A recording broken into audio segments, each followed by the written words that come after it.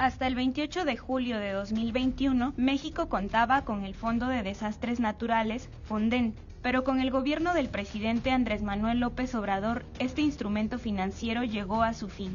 El FONDEN fue creado en 1996 dentro del Sistema Nacional de Protección Civil y tenía como objetivo proporcionar apoyo a los estados de la Administración Pública Federal en tiempos de catástrofes naturales. Actualmente es cuestionada la capacidad de reacción del gobierno federal por el desastre provocado por el paso del huracán Otis en Acapulco la noche del pasado martes 24 de octubre de este 2023, que dejó irreparables pérdidas humanas y cuantiosas afectaciones en las infraestructuras pública y privada. No obstante, el gobierno ha señalado que, a pesar de que se eliminó el FONDEN, sí existe un fondo de recursos a desastres naturales. ¿Cuál es el mecanismo del gobierno para restaurar los daños de Otis y qué puede hacer la población al respecto? Esto y más en Lo Marginal en el Centro. Buenas noches a quienes nos acompañan en esta emisión de Lo Marginal en el Centro. Bienvenidas y bienvenidos. En el programa de esta noche platicaremos sobre la devastación que el huracán Otis provocó tras su paso en la costa guerrerense, la respuesta que las autoridades estatales y federales han otorgado y el modo en el que la mayoría de la población se ha visto afectada. Para comentar esta situación, me acompañan esta noche Olivia Ortiz, quien es periodista en el estado de Guerrero, fue jefa de redacción en el periódico Pueblo durante más de 20 años, colaboró con Notimás y actualmente colabora con la revista Buzos de la Noticia en la Montaña y con la plataforma digital de noticias Gráfico de Guerrero. Buenas noches, Olivia. Bienvenida a Lo Marginal en el Centro. Hola, buenas noches. Gracias. También está con nosotras Adi Carrera, quien es profesora de tiempo completo de la Facultad de Ciencia Política y Gobierno de la UPAEP, doctora en Política Pública con estudios de maestría en Gestión Económica y Pública por la Universidad de Birmingham en Reino Unido. Buenas noches, Adi. Bienvenida a Lo Marginal en el Centro. Hola, ¿cómo están? Al contrario, muy honrada de su invitación. Gracias. Entonces, comencemos a comentar el tema que nos reúne esta noche. El huracán Otis tocó tierra en costas mexicanas el 24 de octubre y aunque se reportó por parte de las autoridades un monitoreo de su actividad, Otis tuvo un proceso de rápida transformación de tormenta tropical a huracán categoría 5, dejando, según dicen expertos y expertas, poco espacio para una respuesta acorde a la fuerza destructiva de los huracanes de esta categoría. Una vez que Otis toca tierra, la información de los daños se ha venido dando a cuentagotas, por lo que todavía no se tiene completa certeza de la magnitud de las pérdidas. Adi, en ese sentido, quisiera preguntarte por las críticas que ha recibido el gobierno por la lenta respuesta y también por la poca previsión que se dejó ver ante los desastres naturales. ¿Te parece que es justo y legítimo el reclamo? Y en todo caso, ¿las instituciones han agotado las acciones posibles para solucionar las consecuencias de este tipo de eventos? Sí, mira, por supuesto, el reclamo es justo. Sobre todo, nosotros se dimensiona, se hace mucho más grande por el tamaño del meteoro que golpeó al puerto de Acapulco, ¿no? Nuestro país nunca había recibido el impacto de un huracán de esta categoría. Es decir, este es un evento que no tiene antecedentes. Habíamos tenido otro tipo de huracanes con una menor intensidad.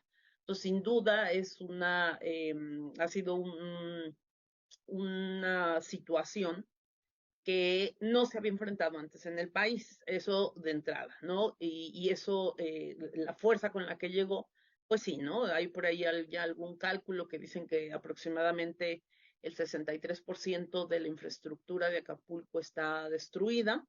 Estamos hablando de 2/3 partes de todo lo que hay en esta zona metropolitana que está altamente, muy densamente poblada.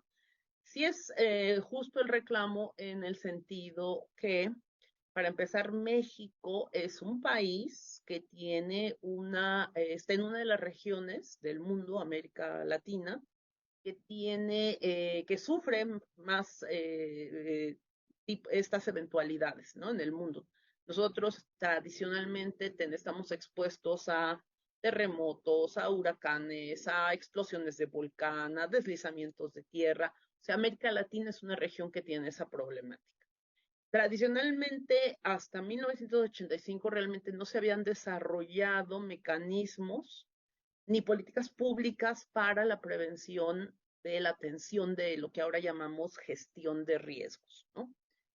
Es a partir de la terrible experiencia del 85 que empezamos a desarrollar acciones, programas y una política pública clara en torno a eso, ¿no? Y creo que en general, sin que haya sido perfecta, ha funcionado relativamente bien en las otras pues desgracias que hemos tenido en este país, ¿no?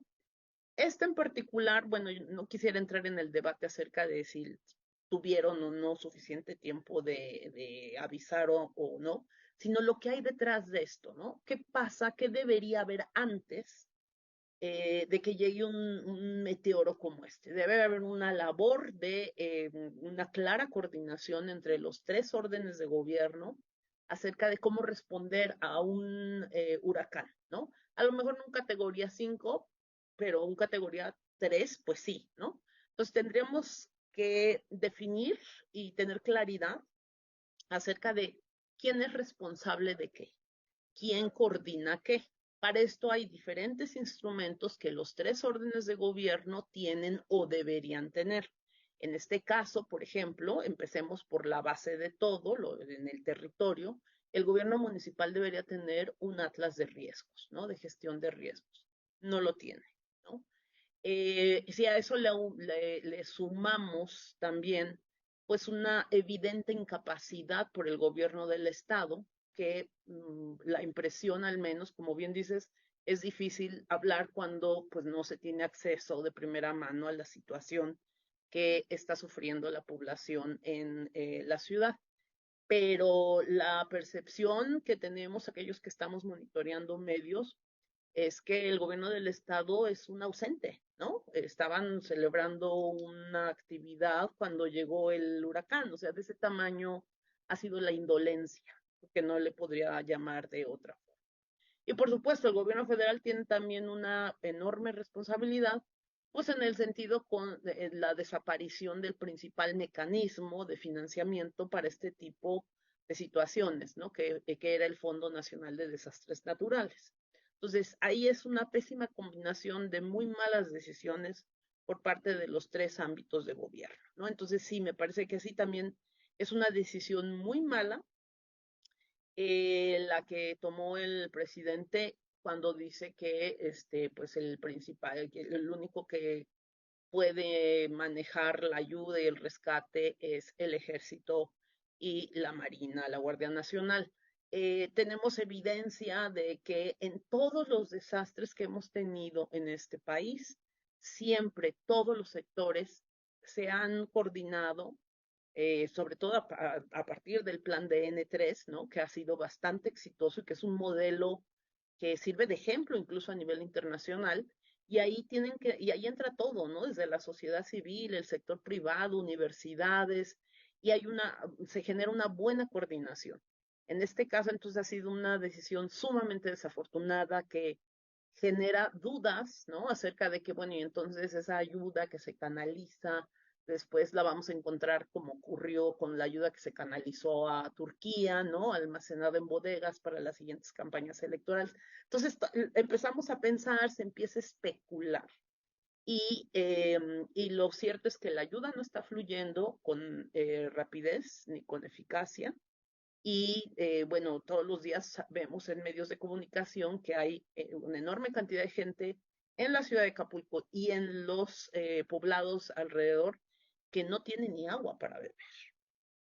Sí, esta situación última que platicas, Adi, la verdad es que es la de la que más nos llega por los medios de comunicación, más bien por las redes sociales. Y esto que tú mencionas, quisiera que Olivia, si pudieras, nos precisaras un poco más cómo se está viviendo en el estado de Guerrero, si hay un sentimiento o la percepción de que las instituciones han agotado o están utilizando todas las acciones posibles para solucionar los problemas, las consecuencias catastróficas de este tipo de eventos? Te comento que efectivamente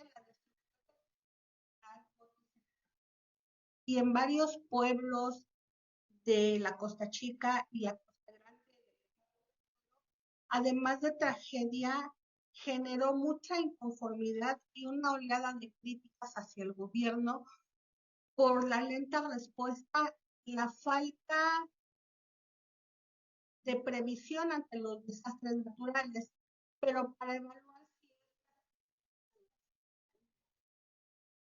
yo considero que es necesario tomar en cuenta algunos factores muy importantes. Por ejemplo, es crucial reconocer que la gestión de desastres naturales pues es una tarea desafiante para cualquier gobierno, además de que los huracanes y las tormentas en su mayoría son impredecibles tanto en su trayectoria como en su severidad, por lo que ocasiona también que se dificulte la realización de una. Bueno, en ese sentido también quiero decir que las críticas al gobierno pueden ser justas toda vez que quedó demostrado en términos de alerta temprana, evacuación y respuesta inmediata a las necesidades de la población afectada. Respecto a si las instancias están realizando pues, todas las acciones a su alcance para solucionar los problemas, definitivamente no. Las instancias no han hecho acciones concretas pues, para solucionar estos problemas y el ejemplo está en las calles de Acapulco. Están llenas, hay miles de personas pidiendo comida, pidiendo agua, se quedaron sin hogar y se quedaron sin su fuente de empleo. Pues hay que recordar que en su mayoría los acapulqueños pues, se dedicaban a vender diversos artículos en las playas, trabajaban en hoteles y en restaurantes y pues la industria hotelera quedó destruido en un 80%. Así que yo considero que si estas críticas hacia el gobierno por la lentitud de la respuesta y la falta de previsión ante esta clase de fenómenos naturales, se basan en la falta de atención concreta, en la falta de recursos asignados y en la falta de una planificación adecuada, entonces estamos hablando que pues estas críticas sí son justas. Sí, muchas gracias, Olivia, por tu testimonio de cómo se está viviendo por parte de la población de Acapulco y de los municipios de alrededor esta situación que se ha producido después de la llegada de Otis a estas costas. Quisiera preguntarte, Adi, sobre algo que mencionabas anteriormente en tu participación, que tiene que ver con la construcción de instituciones que sirvan al Estado para responder ante las emergencias naturales que van surgiendo, que son difíciles de predecir y también cuyas consecuencias no siempre se pueden prever con la suficiente exactitud. Y en ese sentido, se formó primero el Fondo Nacional de Desastres Naturales, el FONDEN, pero el fideicomiso que lo financiaba fue eliminado en 2020 por la actual administración del gobierno federal. Se recibieron muchas críticas por esta acción, pero resulta, por las mismas declaraciones que se han hecho desde Palacio Nacional, que aunque el FONDEN ya no cuenta con ese fideicomiso, sí se tiene una partida de 17.156 millones de pesos para emergencias, para ese tipo de emergencias. Y quisiera, sin embargo, que nos detallaras un poco sobre las alternativas efectivas que tiene este gobierno una vez que se eliminó el fideicomiso y si estas alternativas son mejores que el FONDEN. Sí, mira, para eso nos tenemos que remitir a datos y cifras, ¿no? es más allá de mi percepción o de la percepción que pueden tener pues las personas que ahorita viven la tragedia. Es simple y sencillamente que para este tipo de cosas, para evaluar este tipo de cosas, necesitamos información, ¿no? Solamente así se pueden tomar mejores decisiones. Entonces, sí es cierto que, por supuesto, los eventos naturales, y les llamamos eventos no desastres, los eventos naturales ocurren, entre otras cosas, bueno, porque la naturaleza, como tú bien dices, es impredecible, pero también es cierto que hay que se han, digamos, fortalecido, se han hecho más extremos, pues por el fenómeno del cambio climático, ¿no? Donde, para empezar, pues en general en el mundo no estamos haciendo lo suficiente como para atender ese problema. Entonces, esto que nos acaba de ocurrir puede ser después, en el futuro del próximo año, o sea, así inmediato, nuestra constante, ¿no? Que lleguen meteoros de esta magnitud a nuestras costas, ¿no? México tiene, y este es un dato que a mí me parece muy, muy revelador, de 1970 a 2019, de todos los desastres que ocurrieron en América Latina y el Caribe, el 53% se produjo en México.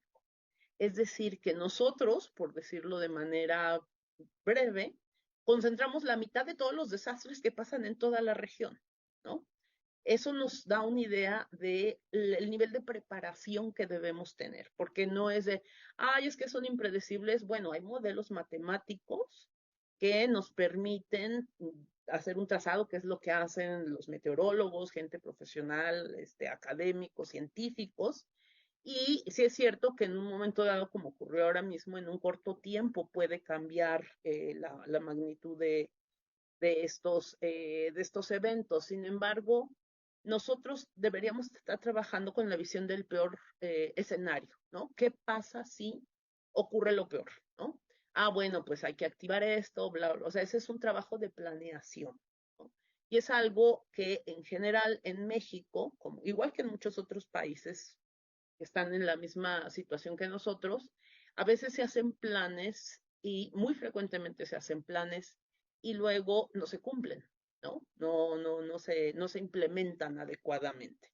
También esto es por lo que hace a la digamos, prepararnos. ¿Qué vamos a hacer? ¿Cómo vamos a reaccionar cuando llegue el meteoro? ¿No? Ah, pues se desplegarán cosas de medicina, de alimentación, campañas de vacunación por las enfermedades que surgen inmediatamente, en fin. Pero hay otras cosas que otros actores, tanto políticos como sociales, deben hacer. Y eso se refiere, por ejemplo, a una buena planificación y crecimiento de las ciudades. Y esto es algo que le compete, por ejemplo, en esencia, a la autoridad municipal.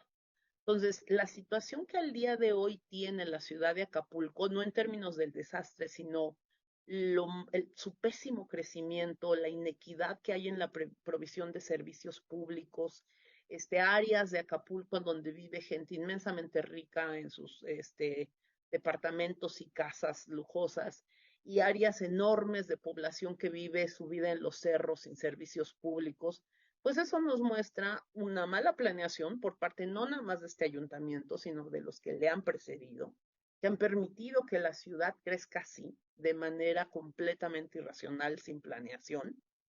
Y también el hecho de que pues hay habido otros actores, ¿no? Que el gobierno municipal tiene la facultad de normar el desarrollo urbano, pero también ha habido privados que se han acercado a los distintos ayuntamientos para obtener permisos de construir donde no deberían y los han obtenido, ¿no? Entonces no es una culpa nada más del gobierno. Podemos entender a la gente, sobre todo aquella que tiene menores ingresos, que pues necesitan un lugar donde vivir y se van a ir a vivir donde sea accesible para ellos, ¿no? Esto nos ha formado una ciudad en términos que no es para nada sostenible, no es una ciudad donde las personas que la habitan tengan una buena calidad de vida.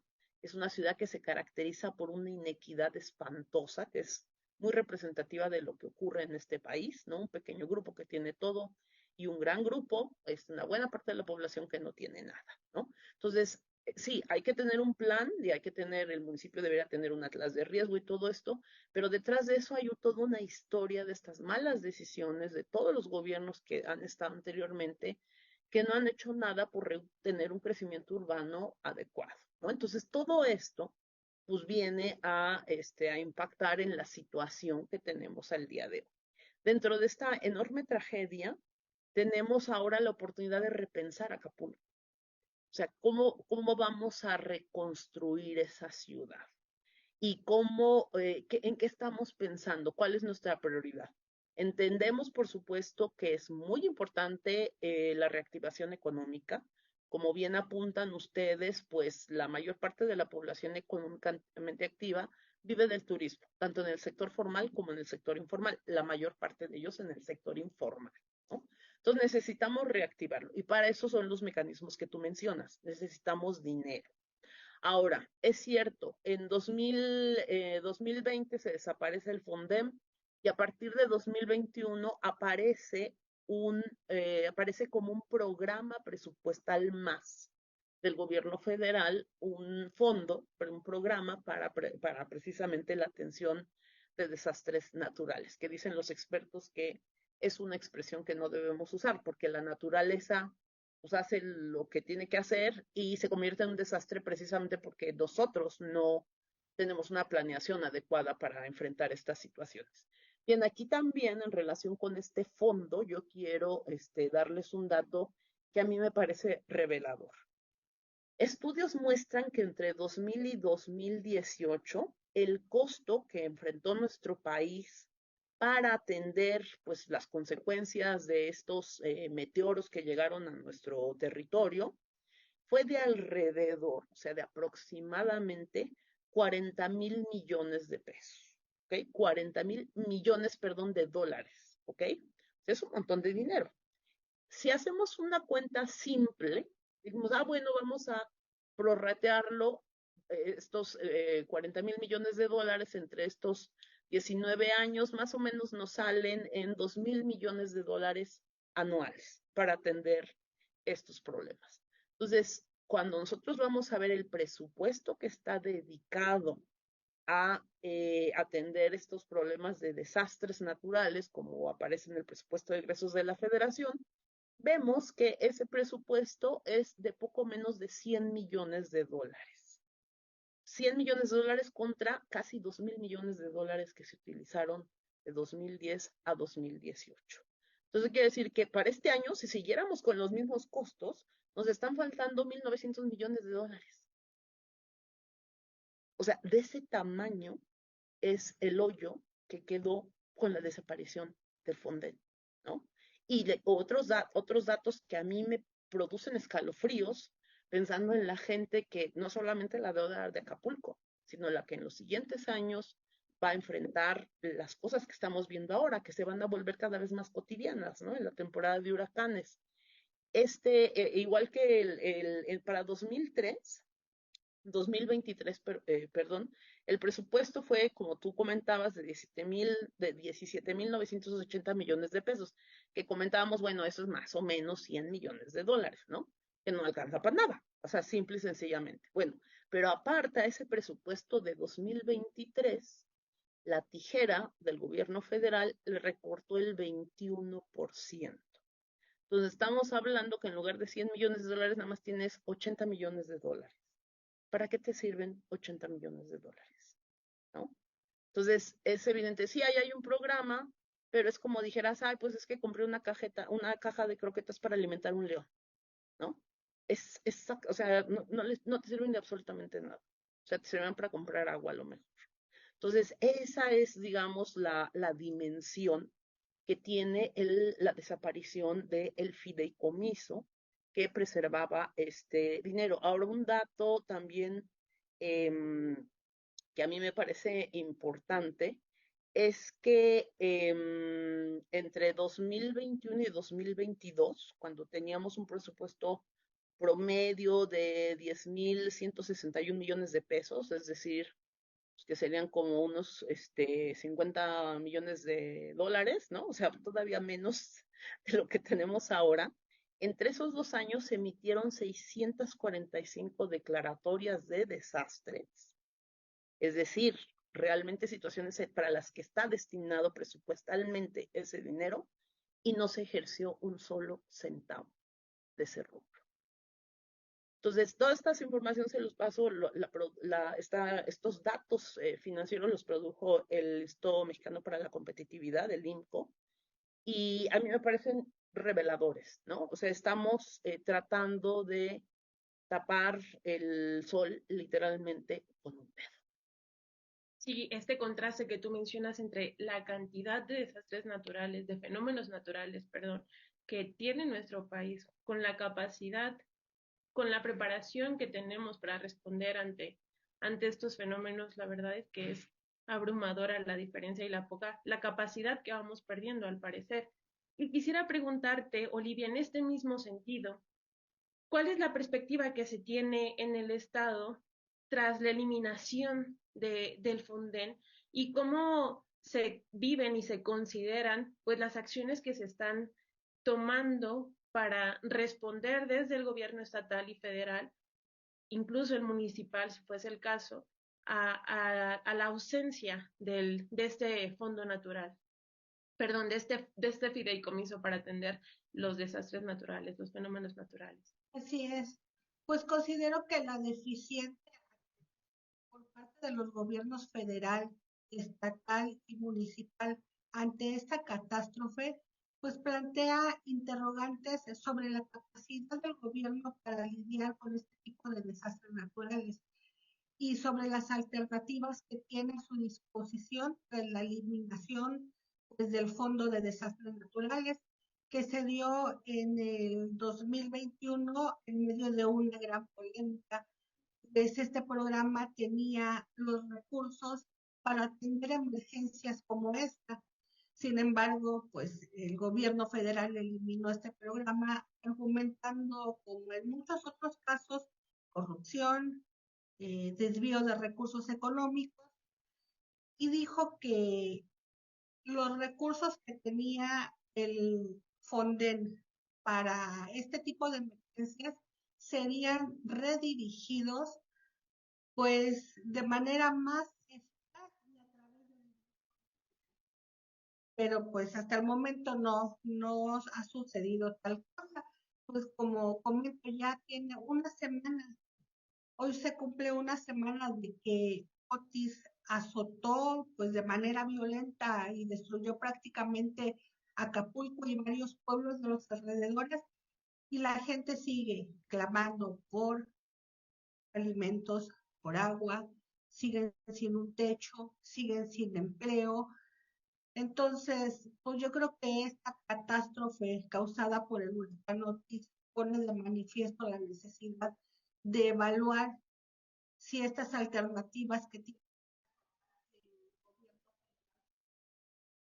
según mi punto de vista, no son efectivas porque estamos viendo el caos que impera en Acapulco ante este desastre y ya tiene una semana. Además, no sé si quiero poner un ejemplo de una persona afectada durante el huracán Paulina. Pongo el ejemplo porque los dos casos ocurrieron en Guerrero. Ella resultó damnificada con el huracán Paulina en octubre de 1997. En esa ocasión su pueblo, Pedro Río, pertenece al municipio de Coyuca de Benítez, en la costa grande de Guerrero, también quedó destrozado. Las calles, las casas, quedaron incomunicados. Sin embargo, asegura que al día siguiente los helicópteros ya estaban en la zona del desastre llevando agua, llevando alimentos y hasta herramientas de trabajo para que pudieran empezar a sacar los escombros que había en sus casas y en sus calles. Ahora, a una semana de este evento, asegura que siguen incomunicados, que la ayuda oficial aún no llega. Afortunadamente, la ayuda humanitaria ya se hizo presente en este pueblo de la Costa Grande de Guerrero. Sí, muchas gracias, Olivia. La verdad es que también contrasta mucho en este caso la forma en la cual se responde, la capacidad de respuesta ante los fenómenos naturales. Y para ir cerrando ya nuestro programa, nuestra charla, quisiera preguntarte primero a ti, Olivia, ¿cómo la sociedad podría prepararse para responder a este tipo de efectos? ¿Cuál es la respuesta que se podría dar? Y si no, en todo caso, cómo está respondiendo actualmente la población en el estado, específicamente en la Costa Chica y en la Costa Grande del estado, a esta situación que acaban de vivir? Bueno, yo creo que la prevención de los efectos causados por los eventos climáticos extremos como este huracán Otis es una responsabilidad compartida entre el gobierno y la sociedad. En mi punto de vista, es responsabilidad del gobierno crear las condiciones necesarias ante este tipo de hechos y de la sociedad desconocer y seguir al pie de la letra las recomendaciones para para que el impacto de este tipo de desastre sea mínimo y pues garantice la seguridad de la población. Además, quiero mencionar que, bueno, considero importante mencionar que la preparación, la conciencia y la colaboración son clave para minimizar el impacto de estos desastres y se garantiza un poco la seguridad de la población. Ahora, más allá de partidos políticos, yo creo que los gobiernos en turno aún están a tiempo de realizar programas y acciones reales, pues para revertir los problemas que están causando los efectos climáticos que ya son una realidad. Es el caso de esta tormenta tropical Otis, que en menos de 12 horas se convirtió de una tormenta tropical simple a un potente huracán categoría 5, que es la escala máxima.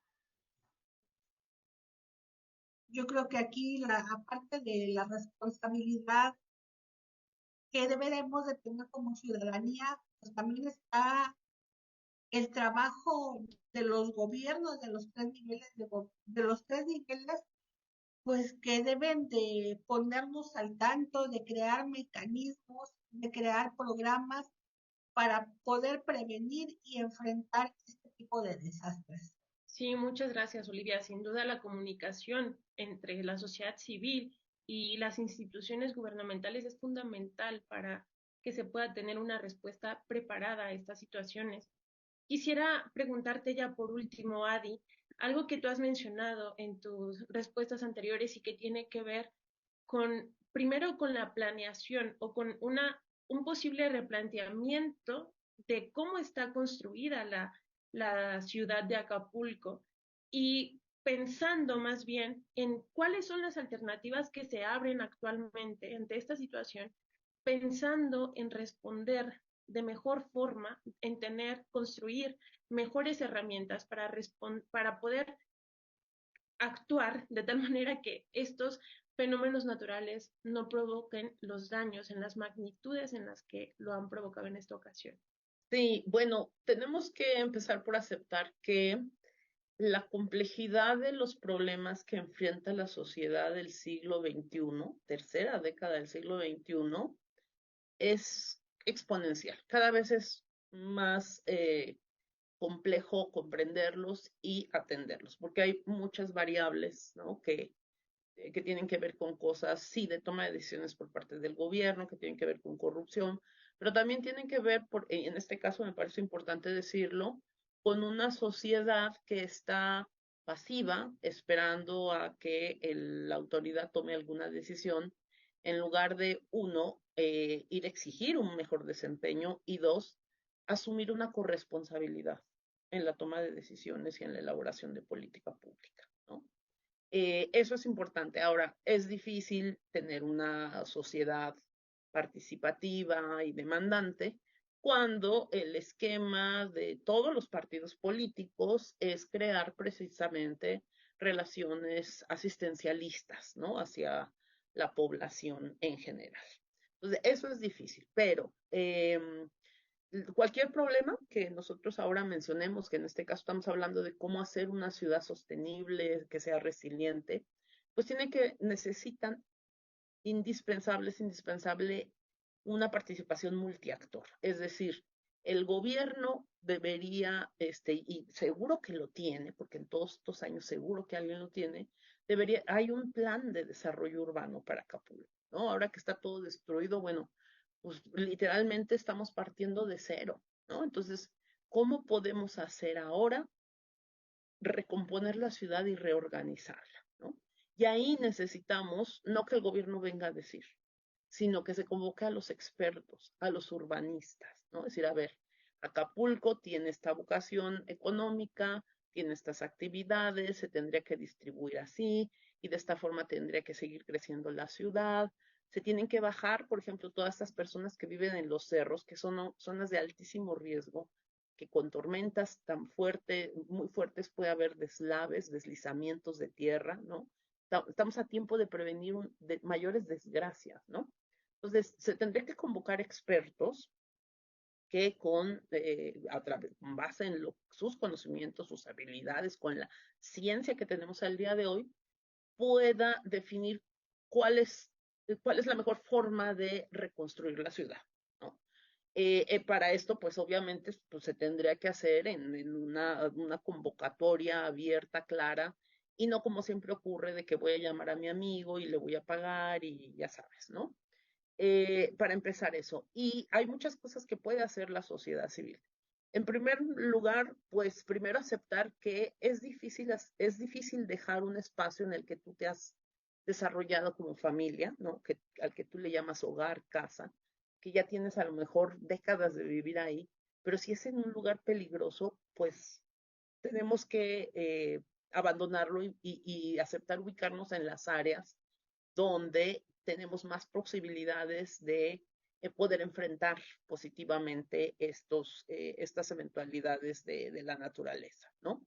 Primero. Segunda, aquí pueden entrar muchas organizaciones no gubernamentales que trabajan con programas que se les llama de vivienda social asistida y que son básicamente organizaciones que promueven viviendas decorosas, dignas, y funcionales para las familias de escasos recursos.